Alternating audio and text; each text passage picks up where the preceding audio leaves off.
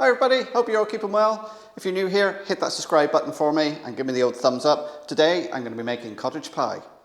Let's start off with the ingredients for the cottage pie. So I've got about a kilo or 2 pounds of diced beef here. You could use minced or ground beef if you prefer. A couple of carrots chopped up.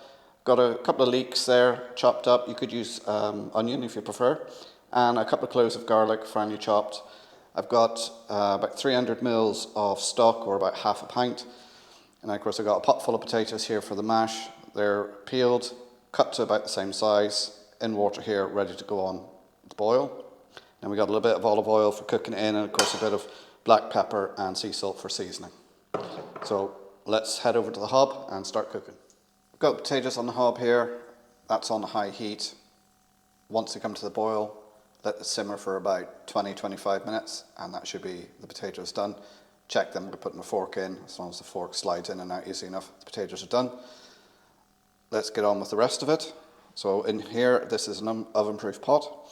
I've got a little bit of oil in there at the bottom. I'm going to take my diced beef, take it out of the fridge, let it sit at room temperature for about 15 minutes. And we're just going to add that in. And we're going to let that fry off.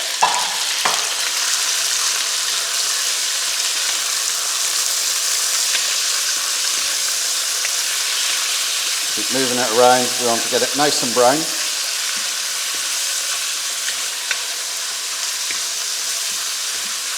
So we started off on a high heat. We'll turn that down now to a medium heat.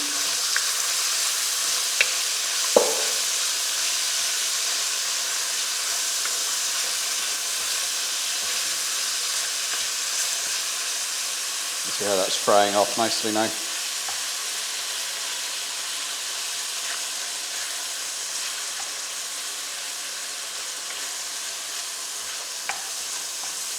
We're just waiting now till the meat is all browned off. You can see most of it is browned off with very little pink.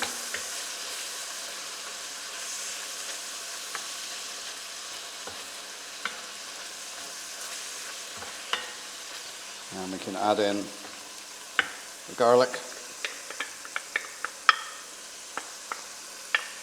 And we'll put in the leek as well. And let that fry off.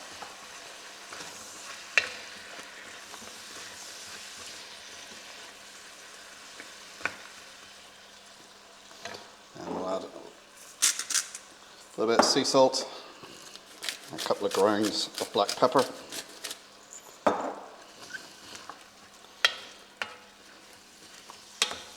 Continue to let that fry off for a couple of minutes.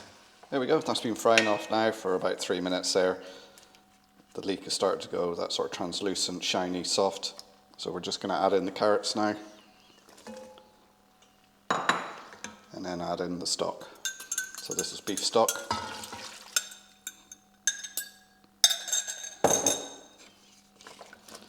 Now we're just going to let that come to the simmer and just simmer away, stirring occasionally for about 20 minutes.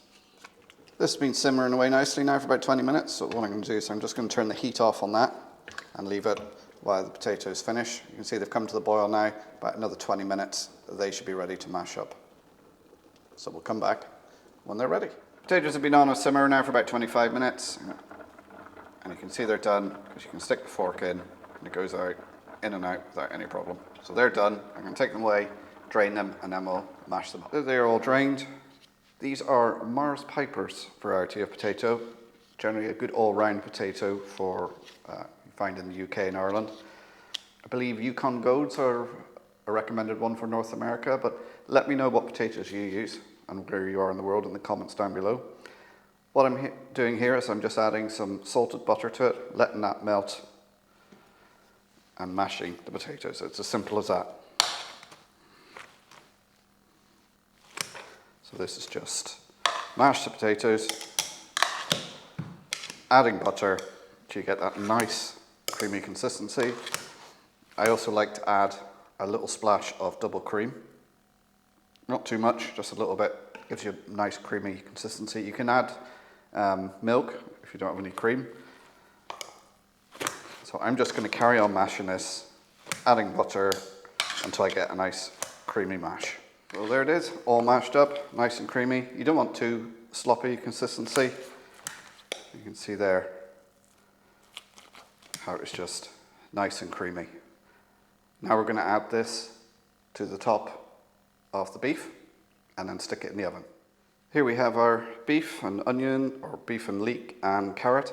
I did add a little bit more water to this because it was drying out a bit, so this is the sort of consistency you're looking for. You don't want it too sloppy. If you want your gravy in here a little bit thicker, then just add about a tablespoonful of flour to it when you first start cooking it, just to thicken it up a little bit. But I like it a little bit more runny like this. Now normally this would be a day 2 dinner for me. So the first day, obviously I would have a beef roast dinner, and I would use the leftover beef and obviously the mash from that dinner to make this up, instead of having to make fresh mash. So a little tip for you there, if you want a day 2 dinner, make a beef roast, and then you have leftover roast beef and your mashed potato. So you just skip all these steps of making the potato. You just use the roast beef instead of the diced beef that I used here. So I'm just taking this potato, letting it float on top. And it's always easier if the potato is warm. So obviously if it's the day 2 and you're taking the potato out of the fridge, you just warm it up a little bit. It makes it a lot easier. Now you probably will get some of the gravy seeping through, but don't worry about that.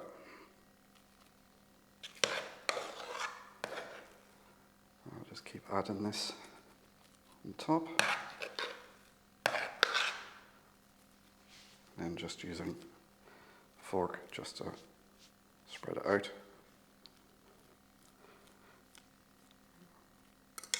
And the fork makes nice little ridges in it, which will help it go. Get those little crispy bits of potato once it's done in the oven. So don't be worried about the gravy seeping through. You can, if you wish, put the potato into a piping bag and pipe it in. But no need to go to all that trouble. I like a nice thick layer of potato on.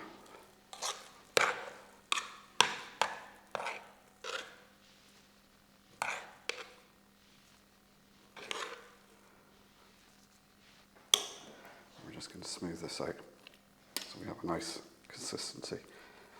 Now we're going to stick it in the oven, 180 degrees, 360. Half an hour, 45 minutes, and it should be done.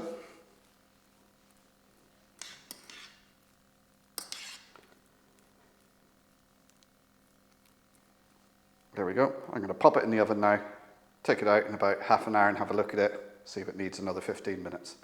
So we'll check on it then. There we go. It's been in the oven about 45 minutes. We've got that lovely crusty potato top.